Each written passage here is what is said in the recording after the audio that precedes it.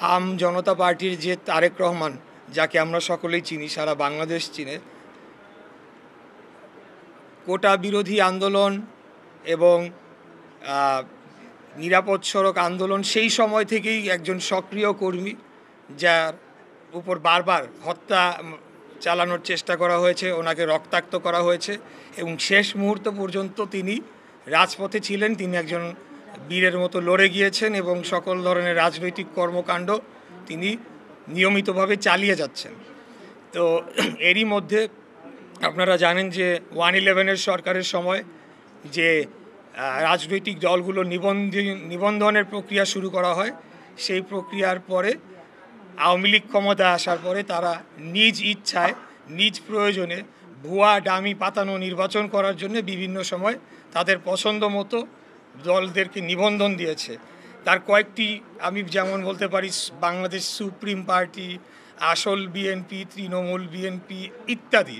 5ই আগস্টের পর যারা দীর্ঘদিন আসলে বাংলাদেশে সত্যিকার অর্থে রাজনীতি করেছেন সেই রকম কয়েকজন ব্যক্তি, যেমন জনাব মাহমুদুর রহমান মান্না, তিনি নিবন্ধন পেয়েছেন, জনাব জোনায়েদ সাকি নিবন্ধন পেয়েছেন, জনাব নুরুল হক নূর নিবন্ধন পেয়েছেন, আরও কেউ কেউ নিবন্ধনের জন্য চেষ্টা চালিয়ে যাচ্ছেন।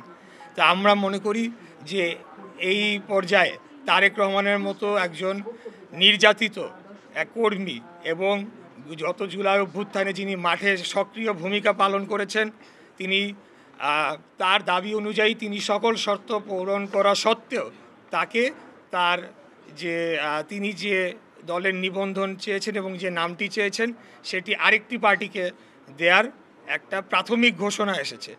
তারপরে থেকে উনি অত্যন্ত মনক্ষুণ্ণ ছিলেন এবং আমার সাথেও এই অনশনের প্রোগ্রামের আগেও কথা হয়েছে এবং তিনি বলেছেন যে তিনি করবেন, তো তিনি সেটি করছেন। কোনো ধরনের বাছবিচার যে এখানে করা হচ্ছে কি হচ্ছে না, এই ধরনের দলগুলো নিবন্ধন পেয়ে যাচ্ছে, যদিও তারা আদালতের নির্দেশ নিয়ে এসেছেন। তারেক রহমানের মতো ওনার মতো একজন ইয়াং ডাইনামিক লিডারকে অবশ্যই আমি মনে করি বঞ্চিত করা হচ্ছে, তাকে বৈষম্যের শিকার করা হচ্ছে। অবশ্যই ওনাকে মনোনয়ন দেওয়া উচিত এবং আমি মনে করি এখন অনেকেই যারা মনোনয়নের জন্য দৌড়াদৌড়ি করছেন, নিবন্ধনের জন্য দৌড়াদৌড়ি করছেন, তার চাইতেও অনেক বেশি যোগ্য এবং জনপ্রিয় এবং ত্যাগী তারেক রহমানের আম জনতার দল। তো আমি তার প্রতি সমর্থন এবং তার কর্মী সমর্থকদের প্রতি সমর্থন জানানোর জন্য আজকে এখানে এসেছিলাম। উনি তো আইনগতভাবে অযোগ্য হন নাই, উনি হয়তো কয়েকটি ক্রাইটেরিয়া যেটা কমিশন মনে করছে যে ফুলফিল হয় নাই, ওনারা মনে করছে যে ফুলফিল করেছে। এখানে একটা কমিউনিকেশনের গ্যাপও থাকতে পারে, অথবা ভুল বোঝাবুঝি থাকতে পারে, অথবা যে পর্যায়ে এটা তদন্ত করা হয় সেই কর্মকর্তার ব্যাপারেও কিছু অভিযোগ এসেছে বলে আমরা শুনেছি। যেটা আমি বলি 33টা 70টা থাকার কথা উপজেলা অফিস, 33টা পাওয়া গিয়েছে।